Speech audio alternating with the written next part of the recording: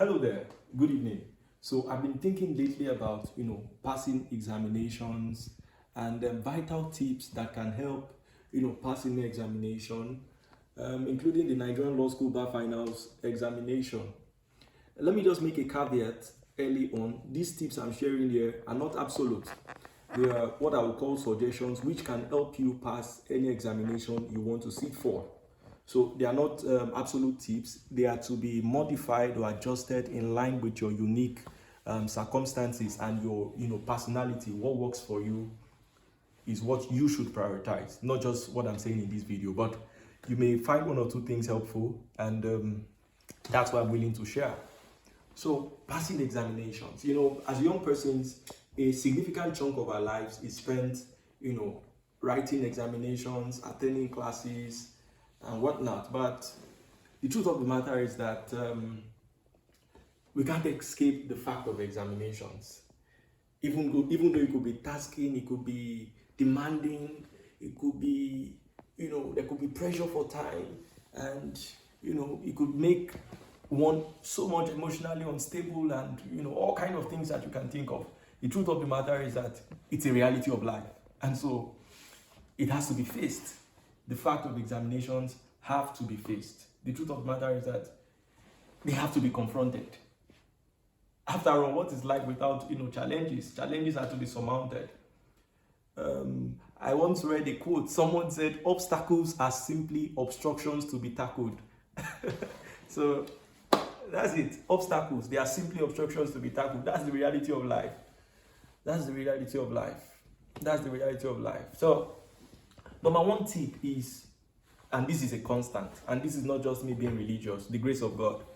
You see, you could do every other thing I tell you in this video, but that grace of God has to be constant. So that's very important. So the grace of God, what we call favor, what we call divine help, I'm not disputing the place of that. And that's really, really very important.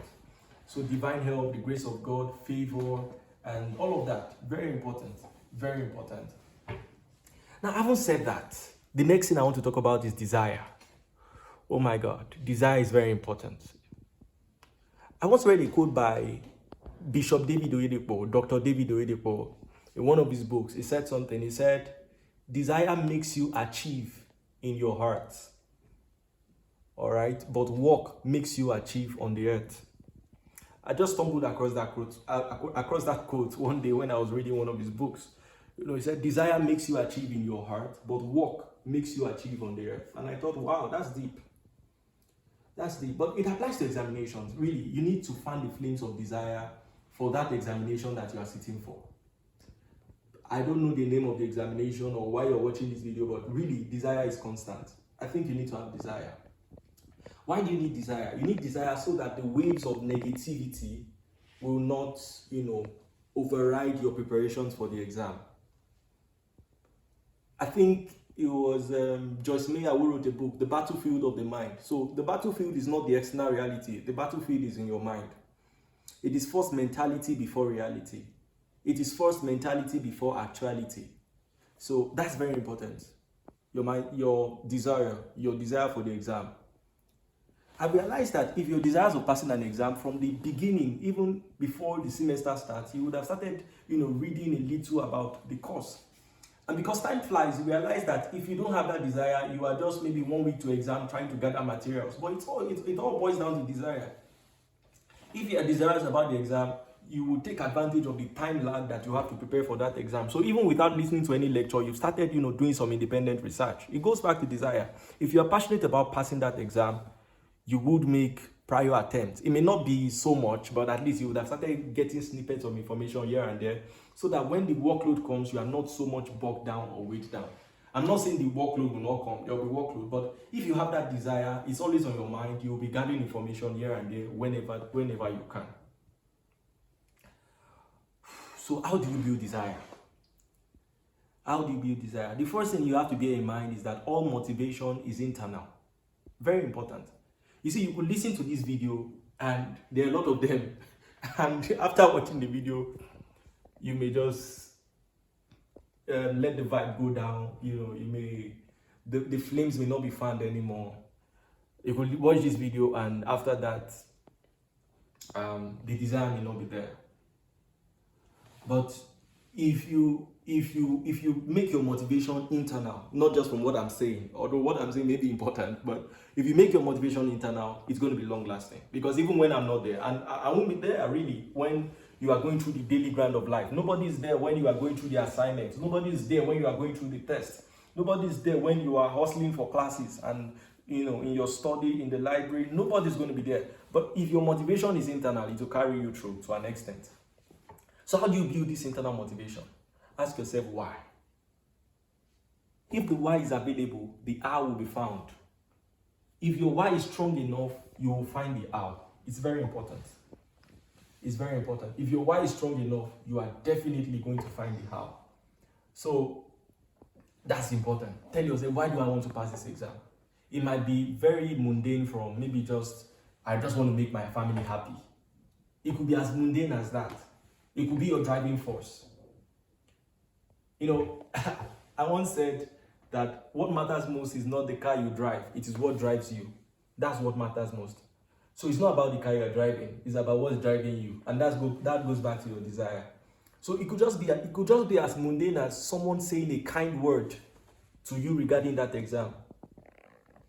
Whatever your desire is, just ask yourself, why do I want to? It could just be that I don't want to spend so many years on this academic program. I just want to get it done with and move on. Whatever the reason is, just write it down and keep it in front of you. Because what is before your eyes will guide your life. Very important. Tell yourself, why do I want to pass this examination?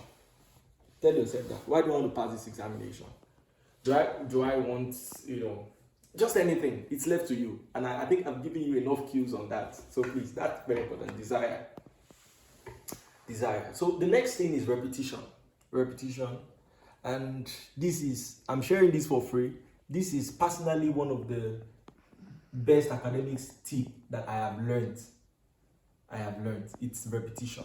And I'm sharing it for free. So, repetition. And I like to say this. Are you ready for it? Repetition is about reading what you do not know to the point that you do not know that at a point in your life you did not know it. That is repetition. It's about reading what you do not know to the point that at a point in your life you do not know that there was a time you did not know it. That's quite deep. So it's about reading what you do not know to the point that at a point in your own life, you do not know that there was a time you did not know this thing. So what it means is that it has become part and parcel of you such that you find it easy to reproduce. And this tip is very important for an examination like the Bar Finals exam. So please don't let anyone, if you're watching this video now, please, I understand how bulky the courseworks are: civil litigation, criminal litigation, property law practice, professional ethics and skills, corporate law practice. I understand how bulky the textbooks can be and all of that. But please don't be weighed down, don't be derailed. Don't give up. Don't be discouraged. If there is any other word I can use, please just make sure that as much as possible you repeat the information, whatever material you are using, to the point that you can reproduce it easily. And it's important for an exam like the Bar Finals examination, where if you do the analysis, you have over 45 minutes. Over 45 minutes to answer a question. Yeah, because 3 hours for 4 questions. So you have 1 hour 30 minutes for 2 questions, 45 minutes for a question. So what it means is that sometimes it's not even about you not knowing the answer. You could know the answer, but the question is reproducing the answers, within the allotted time. That's the major, issue. And how do you do that? I think when you repeat the information during your preparation stage, it will be easier for you to reproduce it. You get the point? So it's going to be easier for you to. That's why you must repeat the information so easily, that so much or so constantly that you become, so acclimatized with information that it is easy for you to reproduce it. That's very important. So repeat the information over and over again. It's just like how we learned ABC. As a kid, or when you were in primary school, nursery school, KG, or even crèche, the reason why you were being dressed up to go to school and was just to learn ABC. And at that time, ABC might have looked difficult. You might be writing D as P. But constantly, your teachers kept correcting you, your parents kept correcting you, your siblings kept correcting you, and then, you became, acclimatized with that information. So it's the same way it works. You should repeat the information over and over again, such that it becomes part and parcel of you. It's very important, such that it becomes part and parcel of you. So if you are able to repeat the information over and over again, you are going to realize that it will be easier for you to pass the examinations, because you would have been so accustomed to the information that it becomes easier for you to reproduce. I'm reminded of, and maybe I should close with this, even though there are more tips, maybe I'll add them in a subsequent video, but I think this is enough. But I'm reminded of this story, that the story of the stone cutter. The stone cutter is one who cuts stones, but the truth of the matter is that it is not the first hit that he gives on that stone that breaks it. It's not the first hit that he gives on the stone that breaks it. He keeps hitting it day in, day out, week in, week out, and all of that. But he might not even see any obvious change. But one crack will eventually break that stone. So it's the same way when you repeat information over and over again. It's what psychologists call the learning curve in the study of memory, in the study of human memory. So they call it the learning curve. You realize that the first time you get accustomed to an information, you're wondering, what is this?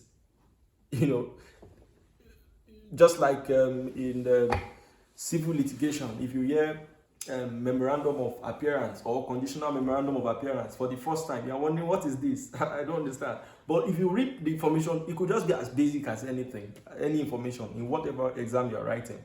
Like I said, this is me talking about examinations generally and what I think that would be helpful in passing the exam. So you could just hear any information for the first time and you're wondering, God, where did this one come from again? But if you could just stay persistent, stay persistent, stay consistent, and just keep repeating that same information over and over again, it's going to stick, and you would be able to reproduce the information easily. I want to continue, but I think I should stop here. If there will be a final tip I would give, it will be goal setting. I just wanted to give 2 tips before, but I think I could make it 3. So goal setting. So goal setting is how you make the work which you have before you less overwhelming.